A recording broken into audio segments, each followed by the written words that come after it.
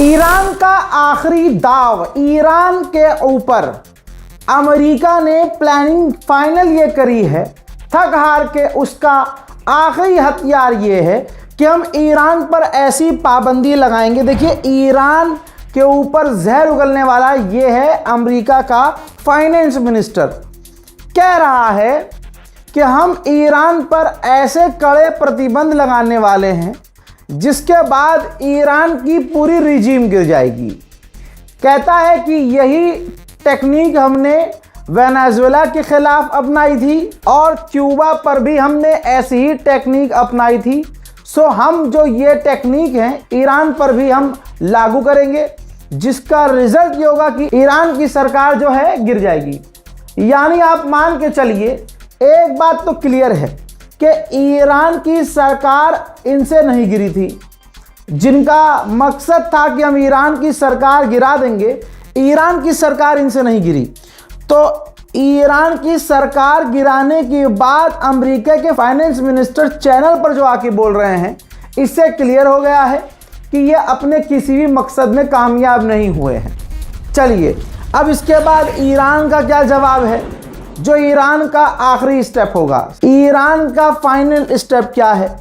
Iran का आखिरी दाव ये है, ईरान ने ऐलान किया है कि हम एनपीटी से बाहर निकल जाएंगे। अब अगर एनपीटी से ईरान बाहर आ गया तो ईरान के पैरों में पड़ी ये आखिरी जंजीर होगी जिसे वो तोड़ देगा। अब आप कहेंगे रसा भाई एनपीटी क्या है?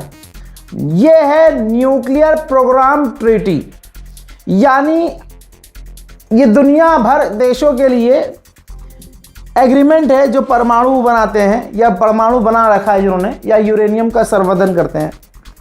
ये अमेरिका के साथ, दुनिया के साथ एनपीटी साइन कर लेते हैं कि हम न्यूक्लियर हथियार नहीं बनाएंगे। सीधी बात यह है कि हम न्यूक्लियर हथियार नहीं बनाएंगे। ईरान पर पहले से ये लोग भरोसा नहीं करते एनपीटी में होने के बावजूद। अब ईरान ने कह दिया है कि अगर ऐसा कुछ किया, हम पर पाबंदी लगाई या और इकोनॉमिकल हमें नुकसान पहुंचाने की कोशिश की, फिर हम एनपीटी से बाहर आ जाएंगे। यानी फिर हम परमाणु बनाएं ना बनाएं, छोटे हथियार बनाएं परमाणु के, टॉप के हथियार बनाएं, तुम हमें रोक नहीं सकते, ना फिर हमारे पैरों में कोई जंजीर होगी। सीन ये भी है कि अमेरिका का साथ कोई दे नहीं रहा है, ये तमाम लोगों को पता है। अमेरिका के वित्त मंत्री ने दुनिया को धमकी दी है कि या तो हमारा साथ दो या फिर हम तुम्हें अपने खिलाफ मानेंगे, दूसरा कोई ऑप्शन ही नहीं है।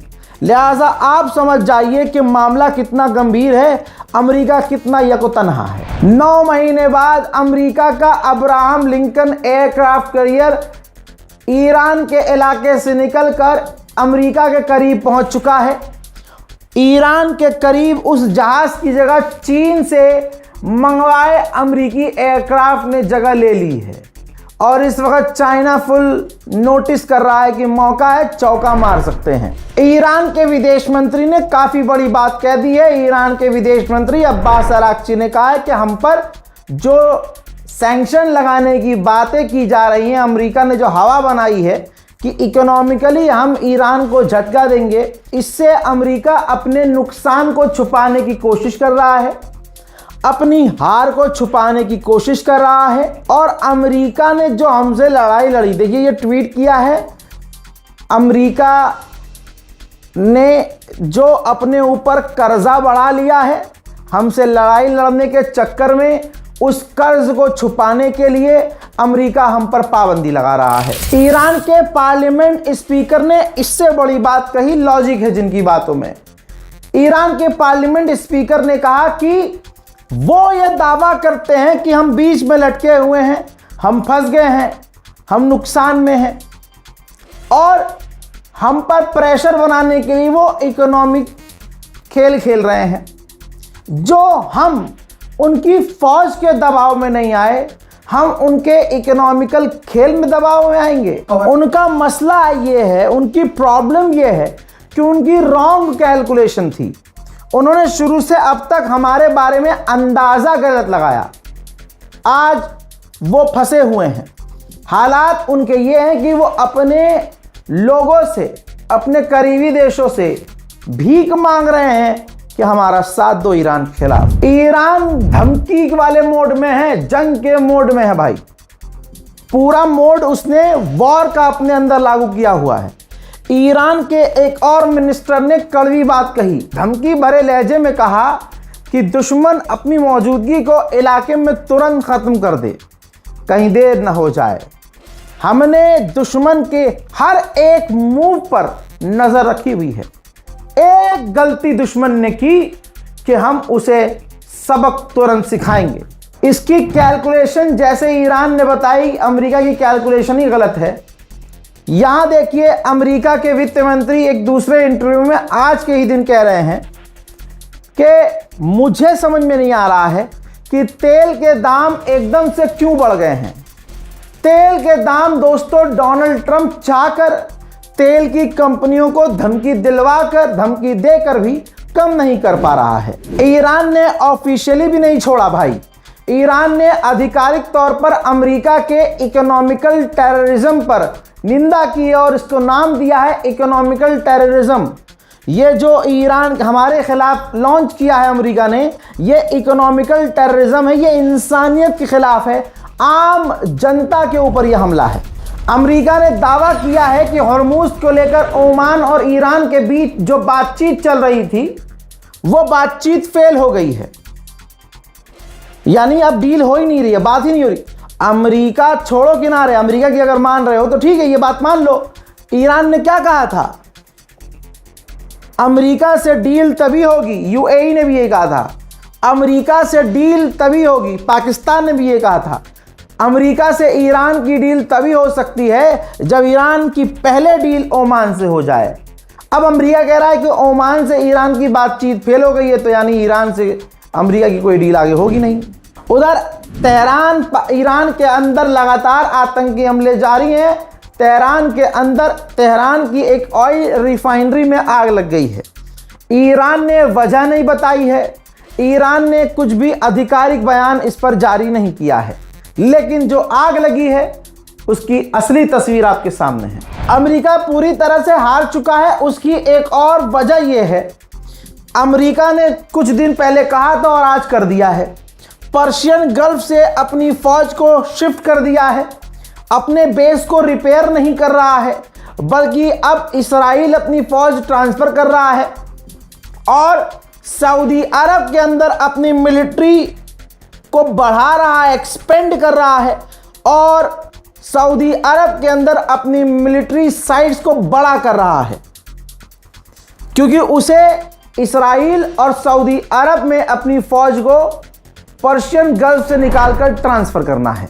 अमेरिकी उपराष्ट्रपति जेडी वेंस ने कहा है कि हम शुरुआती वाले दौर में आ चुके हैं, जहां अब बस ये सोचना है, देखिए कि ईरान परमाणु बना सकता है कि नहीं। हमने उनको तबाह कर दिया है, अब बस शुरुआत वाला मौका है, जब जंग से पहले वाले हालात थे कि क्या ईरान परमाणु बनाएगा। अब यह बात मैं कह सकता हूं, मुझे लगता है कि ईरान परमाणु नहीं बना सकता। जेडी वेंस ने आगे कहा कि ईरान के पास दो ही ऑप्शन हैं, या वो वेस्टर्न देशों के साथ अपने रिश्ते को ठीक कर लें या अपनी इकोनॉमी को घुटते हुए देखें। अमेरिकी ऑफिशियल ने ईरान के प्लान को क्रैक किया है, कहा कि ईरान जानबूझकर इस जंग को खींच रहा है, वो लंबी तैयारी में है। ईरान बाब अल मंदेब और हॉर्मूज को जानबूझकर बंद करके बैठा है। वो खींच रहा है कि डोनाल्ड ट्रंप के चुनाव में हारने की खबर आ जाए।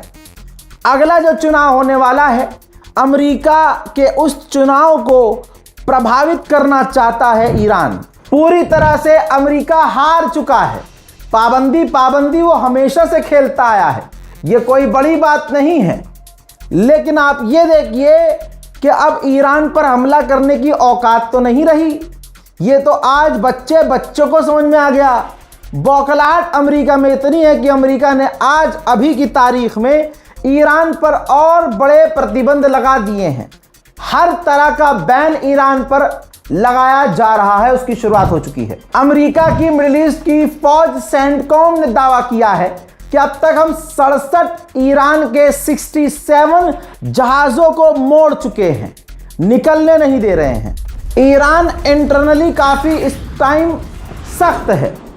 ईरान ने प्रदर्शन के दौरान, जंग से पहले जो प्रदर्शन चल रहे थे, जिसके बाद सीधा ये जंग शुरू हो गई, प्रदर्शन के दौरान एक अफगान नागरिक को पकड़ा था जिसने पुलिस वालों के ऊपर कातिलाना हमला करके उसे कत्ल कर दिया था, इलाके में आग लगाई थी। हजरात, ईरान ने तभी गिरफ्तार कर लिया था और आज की तारीख में उसे फांसी की सजा सुनाकर लटका दिया है। आप चाहे कुछ भी कर लीजिए, जब अमेरिका में ही तेल की कमी हो रही है तो और इलाकों का क्या हाल होगा। ताजिकिस्तान इस वक्त ईरान से लगातार लिंक में है। ताजिकिस्तान ईरान से तेल खरीदने की चाहत में है। उधर अमेरिका कह रहा है कि हम अब तक चोरी से, चुपके से या जैसे भी 1300 जहाज हुर्मुज से निकाल चुके हैं। डोनाल्ड ट्रंप अपने किसी भी प्लानिंग में गुलाबी सूअर श्योर है ही नहीं। अब आप खुद समझ लीजिए बयान में क्या कह रहा है।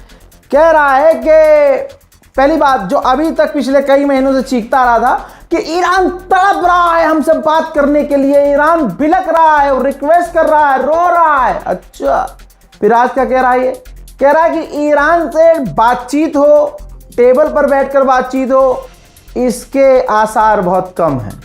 काहे बाड़ू, अभी तो कह रहा था तू कि नहीं नहीं ये तो रो रहा है ईरान, अब कैसे पलट गया तू हैं? आगे इसने कहा है कि अगर हमारा इकोनॉमिकल प्रेशर ईरान पर काम नहीं किया, मतलब साले को इसको अपने इस वाले आखिरी वार पर भी भरोसा नहीं हो रहा। कह रहा अगर इकोनॉमिकल प्रेशर काम नहीं करा ईरान के ऊपर तो हम ईरान पर बहुत बड़े हमले कर देंगे। अरे पहले जाके इंटरसेप्टर तो बना ले, गुलाबी सुअर। उधर आईआरजीसी कहां चुप रह रही है भैया। आईआरजीसी के कमांडर ने कह दिया कि अब अगर जंग हुई तो हम और तगड़े वॉरहेड इस्तेमाल करेंगे, बड़े हथियारों का इस्तेमाल करेंगे। दोस्तों, ईरान जिन हथियारों का इसराइल और अमेरिका के ऊपर, मिडिल ईस्ट में जिन मिसाइलों का अमेरिकी बेस पर इस्तेमाल करके अमेरिका, अरब देश और इसराइल को घुटने पर लाया है, जिन हथियार, जिन ड्रोन, जिन रॉकेट का इस्तेमाल उसने इसराइल के खिलाफ करके इसराइल और अमेरिका के एयर डिफेंस सिस्टम के इंटरसेप्टर खत्म कर दिए हैं, उन हथियारों के बारे में मैं अपने दूसरे चैनल जिसका नाम है रजाग्राफी सोशल, ये देख लीजिए, उस पर मैं कई ईरान के हथियारों के बारे में बता चुका हूं। ईरान की ऐसी मिसाइल जिसको डांसिंग मिसाइल कहा जाता है, उसने अमेरिका और इसराइल की नाक में दम कैसे किया, कैसे लॉन्च हुई, कब बनाई गई, किस तरह से अमेरिका, इसराइल इन ईरान के हथियारों से परेशान हुए, इस चैनल पर मैं पहले ही अपडेट दे चुका हूं। और भी ईरान के हथियारों की जानकारी रजाग्राफी सोशल पे मैं देने वाला हूं।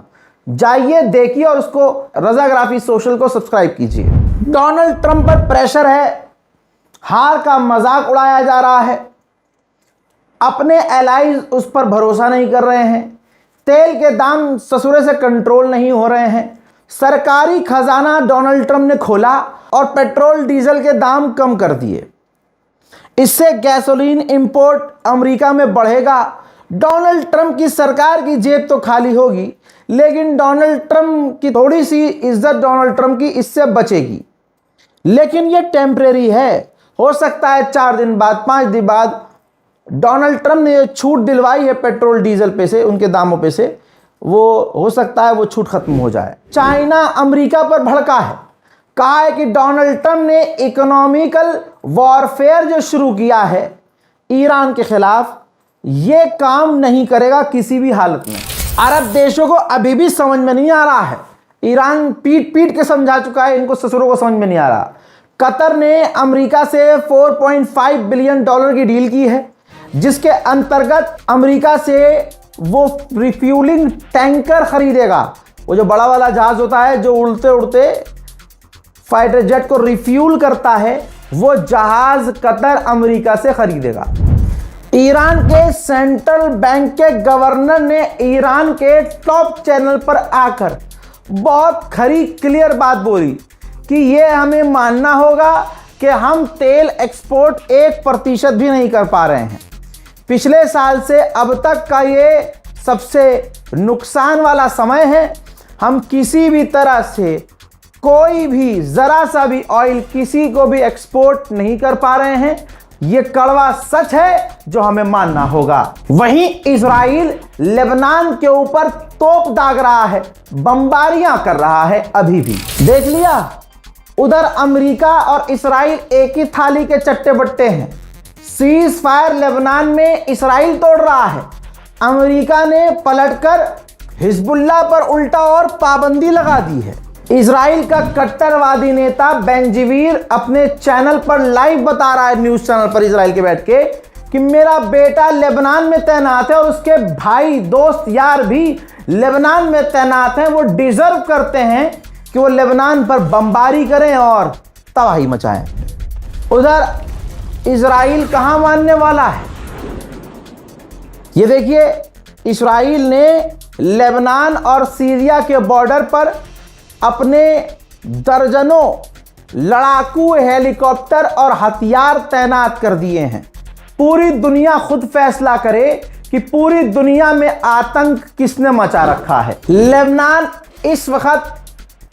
की जो सरकार है इस वक्त वो हिजड़ी सरकार इसलिए है, वो खुद के फैसले खुद इसलिए ले पाती है क्योंकि मैं आपको 1 साल से समझा रहा हूं कि लेबनान का राष्ट्रपति वहां के लोगों ने नहीं चुना, डोनाल्ड ट्रंप ने चुना। तो फिर कैसे उम्मीद कर सकते हैं कि वहां कोई अपने हक की भी बात कर पाएगा। लेबनान के विदेश मंत्री ने कहा कि लेबनान में शांति तभी आएगी जब हमारे इंटरनल मैटर में ईरान बोलना बंद करेगा और हम जो हिजबुल्लाह के खिलाफ फैसला लेंगे ईरान को मानना होगा। मेरे दोस्तों, तुर्की को भी इजरायली मिनिस्टर ने धमका दिया है। मैं इस बात पर यकीन करता हूं कि तुर्की का राष्ट्रपति रजब तैयब अर्दोगान इस वक्त डायपर पहन के चलता होगा। इसकी हरकतें कुर्दोगलू वाली हैं। ये रही इजरायली मिनिस्टर की धमकी कि अर्दोगान की रिजीम पूरे तुर्की को एक खतरनाक एडवेंचर में घसीट रही है। सीरिया के अंदर टांग अड़ाकर हम कभी भी अलाउ नहीं करेंगे कि सीरिया के अंदर तुर्की हो। हम अपनी सिक्योरिटी को लेकर बहुत सीरियस हैं और अर्दोगान अपनी पार्लियामेंट में खड़ा होकर हमें खूब खोखली धमकी दे, हमें कोई फर्क नहीं पड़ता, खूब धमकी दे, हम कुछ नहीं कहेंगे। लेकिन सीरिया में अगर तुर्की ने अपनी मौजूदगी दिखाई तो अच्छा नहीं होगा। यही तो करता है तुर्की। गाज़ा बर्बाद होने से पहले फिलिस्तीन पर जब शुरू से ही इस्राइल हमला कर रहा था, तब से लेकर गाज़ा पूरा बर्बाद कर दिया।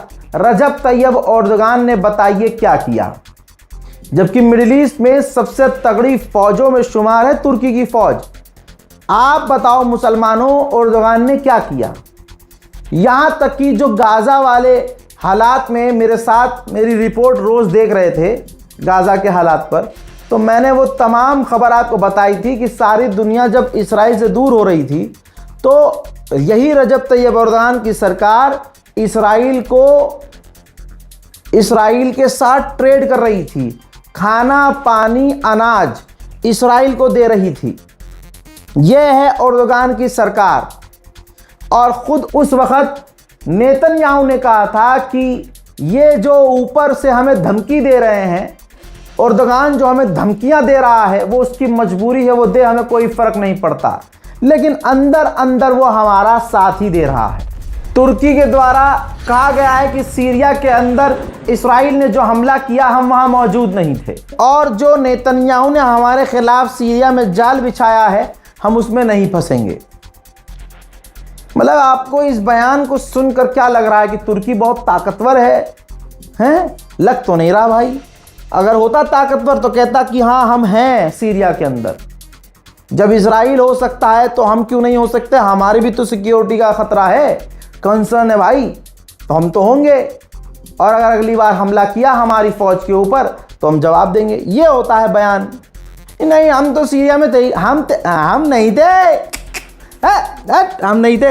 ये जो जाल फंसाया ना तुम उसमें हमें फंसा नहीं पाओगे नेतन्याहू।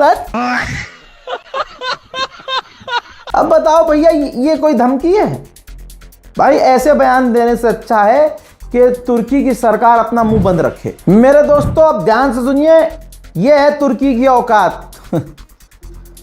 तुर्की का एक समुद्री जहाज तुर्की के हथियारों से लदा हुआ, जिस जहाज के अंदर, समुद्री जहाज के अंदर 10 क्रू मेंबर सवार थे, जिनमें 6 भारतीय थे। सोमालिया के समुद्री डाकुओं ने उस जहाज को हाईजैक कर लिया और उसे अब सोमालिया लैंड लेके जा रहे हैं। तुर्की क्या कर पाया? ले, सीरिया के विदेश मंत्री ने इस्राइल के हमलों की निंदा की जो सीरिया पर इस्राइल कर रहा है, और कहा है, हिम्मत देखिए जवानी के लोगों की, कि अभी भी इस्राइल से बातचीत मुमकिन है। इस्राइल के पूर्व प्रधानमंत्री हैं, उन्होंने कहा कि ये जो नेतन्याहू ने सीरिया पर हमला करवाया है ये स्टूपिड हरकत है, इससे तुर्की से हम जंग के और करीब हो जाएंगे और सीरिया से हमारे रिश्ते खराब होंगे। भाई इस्राइल जो है ग्रेटर इस्राइल पर काम कर रहा है। हमारे आइम्मा, हमारे उलमा जो मासूमीन कह के गए हैं, जो किताबों में, इस्लामिक किताबों में हवा हवाई नहीं होता। जैसे पिछले 40 साल से इस्राइल का यह ड्रामा था कि ईरान परमाणु बना रहा है, हर बार ईरान परमाणु बनाने वाला है, ईरान परमाणु बना चुका है, ईरान परमाणु बनाने के 7 दिन करीब है, ईरान परमाणु बनाने के 3 दिन करीब है। यह बातें 40 साल से नेतन्याहू और इस्राइल की सरकार घुमाती रही। आखिर में क्या हुआ? हाइप बनी गई और अमेरिका ने हमला कर दिया, इस्राइल ने भी हमला कर दिया। अब ऐसे ही इजरायली मिनिस्टर ने कहा कि सीरिया हमारे लिए आने वाले समय में बड़ा खतरा बनेगा। हाँ, इन्हें पहले पता चल जाता है, जैसे ईरान को फ्रॉड करके बेकार करने की कोशिश की। अब इनका क्योंकि सीरिया पर कब्जा करना है, प्लान ये है, तो अब इन्होंने कहना, हवा बनानी शुरू कर दी है कि जी सीरिया आगे भविष्य में हमारे लिए बड़ा खतरा बन सकता है, लिहाजा हमें पहले ही इनको पूरी तरह से बेकार करना होगा, यानी कब्जा करने की प्लानिंग है। फिर सीरिया पर कब्जा कर लेंगे, फिर कहेंगे भाई लेबनान हमारे लिए खतरा है, फिर लेबनान पर ऐसे ही हवा बनाएंगे, पूरी हवाबाजी करेंगे, माहौल बनाएंगे, फिर उस पर कब्जा करेंगे। लेबनान और सीरिया के इलाकों में ऑलरेडी कब्जा हो चुका है। फिर ये जब सीरिया और लेबनान खा जाएंगे तो कहेंगे तुर्की हमारे लिए बड़ा खतरा है, फिर तुर्की का कुछ हिस्सा गया। देखिएगा, ये इस्राइल की जो मानसिकता है ना, वो ग्रेटर इस्राइल पर काम कर रहे हैं। बस ये दिमाग में रखिएगा। नेतन्याहू ने जानबूझकर तुर्की से टकराव पैदा किया है ताकि नेतन्याहू की प्रधानमंत्री की कुर्सी बची रहे। नेतन्याहू जब तक प्रधानमंत्री रहेगा वो आस पड़ोस के देशों से लड़ता रहेगा, जबरदस्ती उंगली करता रहेगा ताकि जंग चलती रहे और इसकी कुर्सी बची रहे। अब नेतन्याहू ने तुर्की को छेड़ा तो है, भले ही तुर्की कुछ कर नहीं पा रहा है, ना वो करेगा, लेकिन उसने अब अपनी फौज से तुर्की के मुद्दे पर हाई लेवल की मीटिंग शुरू कर दी है। इजराइल के दूसरे नेता भी कुर्दोगले के मुंह पर मूत रहे हैं। क्या ट्वीट किया देखो।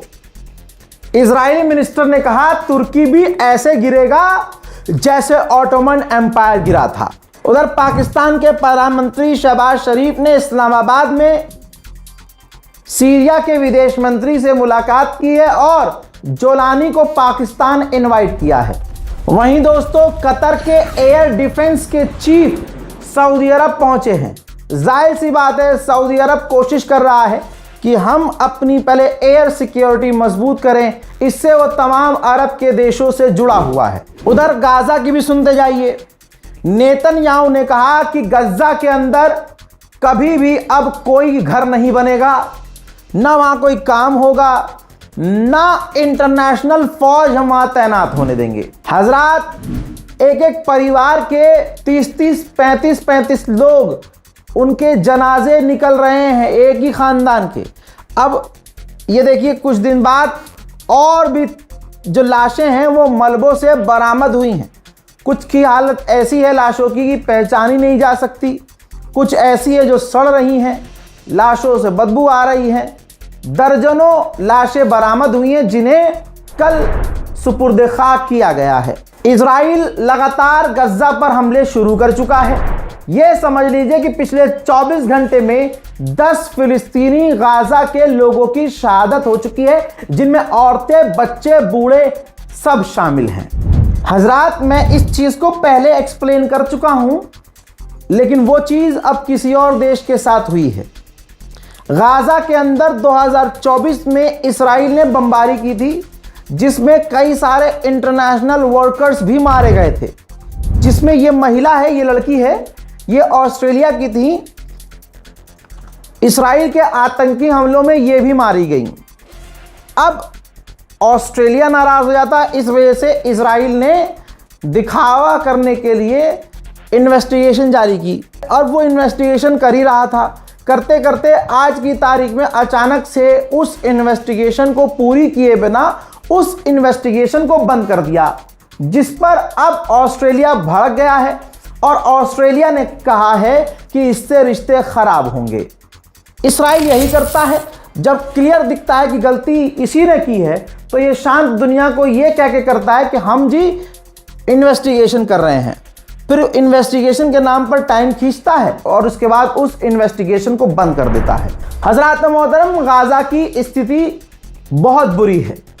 अच्छी बात यह है कि मैं एक बार फिर से मोदी सरकार का शुक्रिया अदा करता हूं कि मोदी सरकार ने, बल्कि ये देखिए वीडियो भी जारी किया गया है, ये देखिए मोदी सरकार ने डंके की चोट पर पार्टनरशिप का ऐलान किया है कि हम हॉस्पिटल बनाएंगे फिलिस्तीन में, गाजा में। और भारत के विदेश मंत्रालय के प्रवक्ता जनाब रणधीर जायसवाल ने साफ लिखा है कि partnership in health care, #India फ़लस्तीन। और भारत ने कई बार मदद भी फिलिस्तीन को भेजी और हमेशा भेजता है। मैंने कल ही भारत का शुक्रिया अदा किया, मोदी सरकार का शुक्रिया अदा किया, तो मुसलमान भड़क गए। अरे क्या आदत पड़ गई है सिर्फ गालियां सुनने की? अगर एक आदमी 99 काम बुरे कर रहा है, एक काम उसने अच्छा कर दिया, तो आप अगर हक पसंद है तो उसके एक काम की तारीफ तो करेंगे। अरे करनी चाहिए कि नहीं करनी चाहिए? कल तक जब भारत नहीं बोल रहा था कुछ भी, मोदी जी नहीं बोल रहे थे, मोदी सरकार कोई फिलिस्तीन गाजा के लिए उनके हक में फैसला नहीं ले रही थी, तो मैं ही तो था जो कहता था कि इजराइल की गुलामी कर रहे हैं। अब जब मैंने शुक्रिया अदा कर दिया कि चलो कुछ तो अच्छा काम किया, मैंने ये भी कहा कि भैया हो सकता है कि दोनों हाथ में लड्डू चाह रहे हो, कि फिलिस्तीन भी इजराइल भी, लेकिन फिलिस्तीन को सपोर्ट तो मिला। अरे मिला कि मुसलमानों हो क्या गया? अपने आप को हक पसंद कहते हो। अगर मोदी इंसान बुरा है और 99 काम आपको पसंद नहीं है और एक काम उसने अच्छा किया, तो तुम उसकी तारीफ बर्दाश्त नहीं कर पा रहे। क्यों भाई? इतना जहर, इतना जहर। अरे कहते हैं मासूमीन की हदीस है, दुश्मन भी कोई हक बात कह रहा हो तो उसे सुनना चाहिए। क्या हुआ है मुसलमानों? ये मुसलमानों की तरबियत नहीं होनी चाहिए। अरे एक काम अच्छा किया तो अप्रिशिएट करो, क्या पता अल्लाह उसे और तौफीक दे, वो और अच्छे काम करे। ये छोटा मोटा काम नहीं किया मोदी सरकार ने। इजराइल के मुंह में मूत कर फिलिस्तीन और गाजा दोनों के साथ एग्रीमेंट किया कि 200 बेड वाला अस्पताल हम बनाएंगे जी। फिलिस्तीन के हेल्थ मिनिस्टर, फिलिस्तीन के एजुकेशन मिनिस्टर, फिलिस्तीन के प्रधानमंत्री, अरे पूरे फिलिस्तीन की कैबिनेट से मुलाकात कर ली भाई। और सिर्फ मुलाकात नहीं की मोदी सरकार ने, डील कर ली इजराइल के मुंह में मूतते हुए कि जो सोचेगा सोचे इजराइल, जो करना हो करे इजराइल, हमें जो डील करनी हम करेंगे। सबसे बड़ी बात कि सारी दुनिया इजराइल के साथ खड़ी है। टू स्टेट सॉल्यूशन का इस्राइल विरोध करता है। मोदी सरकार ने बार बार कम से कम यह बात कही है कि टू स्टेट सॉल्यूशन होना चाहिए। मोदी जी ने अपने मुंह से कहा कि टू स्टेट सॉल्यूशन होना चाहिए, फिलिस्तीन बनना चाहिए। जिस दौर में इजराइल कह रहा है कि फिलिस्तीन को हम बनने नहीं देंगे, परसों नेतन्याहू ने कहा, 4 दिन पहले नेतन्याहू ने कहा, नेतन्याहू के फाइनेंस मिनिस्टर ने कहा कि हम इस्राइल किसी भी हालत में फिलिस्तीन बनने नहीं देंगे, हम इस्राइलियों को चाहिए ही नहीं। उस दौर में मोदी सरकार ने कम से कम यह तो बोला कि टू स्टेट सॉल्यूशन होना चाहिए। यानी पूरी तरह से जो हमारी सोच है अलग है, जो अरब देश मांग कर रहे हैं वही तो मोदी सरकार ने कहा। अब एक बार मोदी जी ने अच्छा काम कर दिया तो मुसलमानों को कहां पसंद आएगा? नहीं, हम कैसे भरोसा कर लें इतना अच्छा। अबे भाई मेरी बात सुनो, हमारे साथ धोखा हो सकता है। दूसरे देश में जाकर मीटिंग करके, ऐलान करके, ट्वीट करके, आधिकारिक पोस्ट करके, वीडियो जारी करके कोई झूठ बोलेगा क्या? अपनी बची कुची इज्जत भी उछालेगा क्या? अरे मानने को तैयार ही नहीं हो भाई तुम। राजा भाई आपको मोदियाबिंद हो गए। हंसी आई मुझे, लेकिन मैंने ये सोचा यार एक आदमी एक अच्छा काम अगर कर देता है, एक गुनाहगार आदमी भी है, वो कहा जाता है ना कि अल्लाह हिदायत दे, अल्लाह हिदायत दे। अरे यार तुम इतने मायूस कैसे हो गए भाई? हम तो कहते हैं अल्लाह इसी सरकार को इतनी हिदायत दे दे कि हमारे सारे काम इसी सरकार के द्वारा हो जाए, कुछ तो अच्छा हुआ। बहरहाल गाजा की पीस कीपिंग फोर्स बना रखी है अमेरिका ने। $200 मिलियन इस ऑर्गेनाइजेशन के लिए अप्रूव किए हैं कि गाजा के अंदर कंस्ट्रक्शन हो। इजराइल को एक और झटका लगा है। इजराइल ने E1 नाम से सेटलमेंट का ऐलान किया है वेस्ट बैंक में फिलिस्तीन के। यानी समझ लीजिए जैसे आप नोएडा में जाएंगे तो है ना गौर सिटी 1, गौर सिटी 2, इस तरह से। तो ऐसे इन्होंने एक पूरे इलाके का नाम कोड रखा E1 वेस्ट बैंक में फिलिस्तीनियों के इलाके में जहां पूरी बसावट है, और कहा कि यहां पर E1 इजराइलियों को बसाया जाएगा। E1 इलाके में वेस्ट बैंक में इजराइलियों को बसाया जाएगा, सेटलमेंट किया जाएगा, फिलिस्तीनियों को हटाया जाएगा। इसके बाद जिसमें E3 देश भड़क गए हैं, यानी E3 में कौन है? जर्मनी, फ्रांस, ब्रिटेन, तीनों देश भड़क गए इजराइल पर। कहा कि अगर ये लॉन्च किया गया सेटलमेंट तो हालात खराब होंगे, हमें तुम नाराज करोगे, हमारे रिश्ते तुमसे खराब होंगे। समझ गए दोस्तों? बहरहाल अगर गाजा के लिए हमारा जो छोटा छोटा प्रोग्राम चलता रहता है, गाजा के लिए आपके मन में है कि भाई वहां कुछ, अभी मेरा जो प्लान है वो ये है कि खाना जो है वो तकसीम करवाया जाए। और ये मान के चलिए कि एक मोहल्ले में हम पूरा कोशिश कर रहे हैं कि 2 से 3 दिनों के अंदर हम पूरे अलग अलग जो हैं इलाके के जो लोग भी आ रहे हैं वहाँ पे, उनको भी खाना तकसीम किया जाए। और वहाँ हमारी कोऑर्डिनेशन अभी हो रही है। अब हमें इंतज़ार है कि अगला वहाँ क्या, क्योंकि हम वहाँ रह नहीं रहे भाई, तो हमें क्या पता कि किस चीज़ की ज़्यादा ज़रूरत है। तो जिस चीज़ की ज़्यादा ज़रूरत होगी उसी का इंतज़ाम किया जाएगा। मन में आपके है कि कंट्रीब्यूट करना है तो देखिए ये बारकोड पे ट्राई कीजिएगा। अगर बारकोड काम नहीं कर रहा है तो डायरेक्ट अकाउंट में ट्रांसफ़र करने की कोशिश कीजिएगा। मदद 1 रुपया भी अगर आप देते हैं तो यकीन जानिए मुझे तो बड़ा सुकून मिलता है, रात को नींद अच्छी आती है। ठीक है, दिल हल्का हल्का महसूस करता है। कभी करके देखिएगा। फिलहाल के इस डिटेल ईरान, मिडिल ईस्ट सारी खबरों को मैंने एक ही रिपोर्ट में दे दिया है, क्योंकि लोग बड़ा कहते थे राजा भाई आप 1 घंटे की बनाओ, हम वो भी देखेंगे। मेरी जान लो, ये सबसे लंबी रिपोर्ट ईरान पर, मिडिल ईस्ट पर, क्योंकि 2 टुकड़े नहीं किए, मिडिल ईस्ट और ईरान दोनों मिला दिया है। तमाम बड़ी खबरें मैंने आपको दे दी हैं। फिलहाल के लिए इस रिपोर्ट में इतना ही। अपनी दुआओं में मुझे याद रखने की कोशिश कीजिएगा। अपनी राय कमेंट में लिखिएगा। चैनल को सब्सक्राइब कीजिएगा। जय हिंद।